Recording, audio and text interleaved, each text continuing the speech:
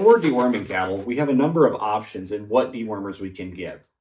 The biggest difference that we have between the types of dewormers are the route of administration. That route of administration changes a lot of the ways the drug actually works in the animal, and so influences our decisions on which product we select based on the type of cattle and the time of year that we're going to give the product.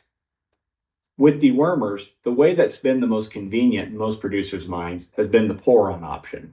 This Dectomax pour-on is a good example of a product that we can pour on the animal and not only get deworming benefits, but also get control of external parasites. However, a word of caution. We've seen more issues with parasite resistance creeping up as time goes by. The pour-on method, while very convenient because it can kill two birds with one stone, so to say, is the means that is the least effective at controlling internal parasites.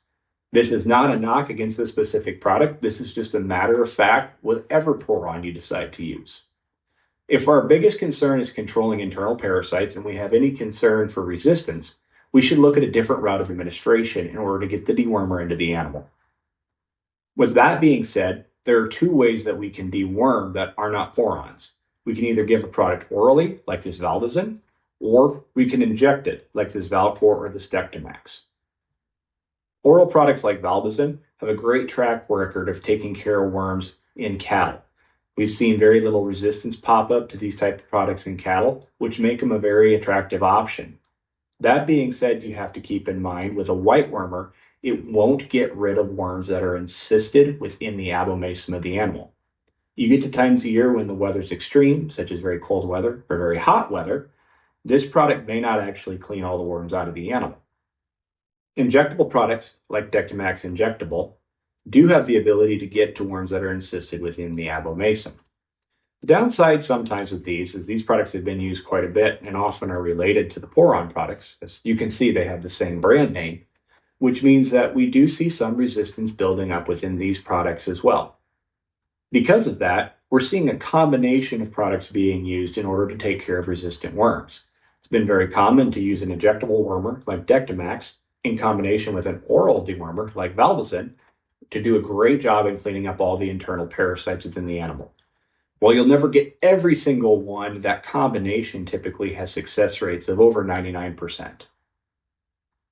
There's one product on the market that does the combination in one shot, and that's Valcor. Valcor has the same drug as its in Dectomax, both types, as well as another drug called levamisole. That combination gives the same results as you would see giving the oral dewormer and the injectable dewormer, you only have to administer it in one shot. So with all these options, the question becomes, what should I choose? It really depends on your situation. If we're talking about cattle that are going into a feeding situation in a dry lot or a feedlot pen, those cattle are breaking the parasite life cycle. Essentially, a parasite cannot move from animal to animal unless that animal defecates on grass, the parasite crawls out of the manure, crawls up another piece of grass, and is consumed by the next animal. We don't have that situation in a dry lot. Therefore, we want to use a product that's going to be extremely effective at taking care of as many worms as possible.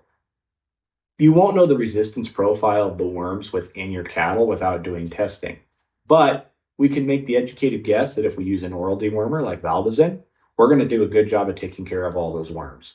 If it's at a time of year where maybe Valvazin would not be the best product, then we can look at a product like Valcor. For cattle that are going to pasture, we need to consider a concept known as refugia. What the idea of refugia is that if we don't treat every animal, that means that there's animals shedding parasites that aren't being selected for resistance. This will allow our product to continue to be effective long into the future. With that in mind, we look at the products that we have available and ask what animals would be the best to either not be dewormed or to be dewormed at a different time of year with a different method. In general, if we're talking cows, leaving those running age cows, those 4 to 6 year old cows without being dewormed is the best bet, in that those animals are the ones that are the least likely to have issues with parasitism causing big problems with health. Younger cattle, like replacement heifers or first calf heifers, or especially calves, are the ones that are going to get the most benefit from deworming. In addition, older animals will also get a lot of benefit from deworming as well. I would treat those animals with a product and then not use dewormer on the running age cows.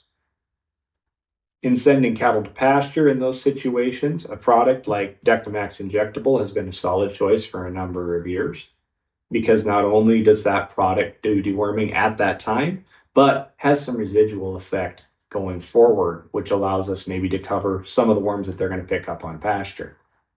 If we have the opportunity to work those animals on pasture later in June, before it gets brutal hot, but at the time of year when the worms are starting to go into quiescence, an oral dewormer like Valvazin is a great choice.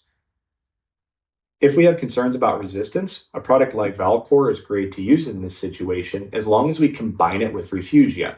That combination of Refugia and using Valcor allows us to be able to use this product going in the future without having as big of concerns that we're going to end up causing resistance.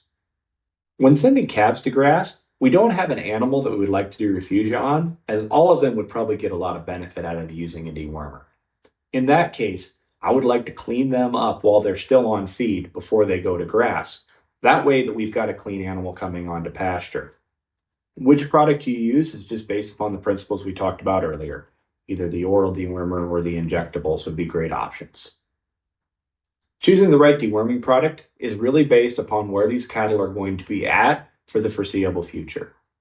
By combining that information with the strengths and weaknesses of the different products here, we can select the right one for your situation. This is Doc Jake, signing off.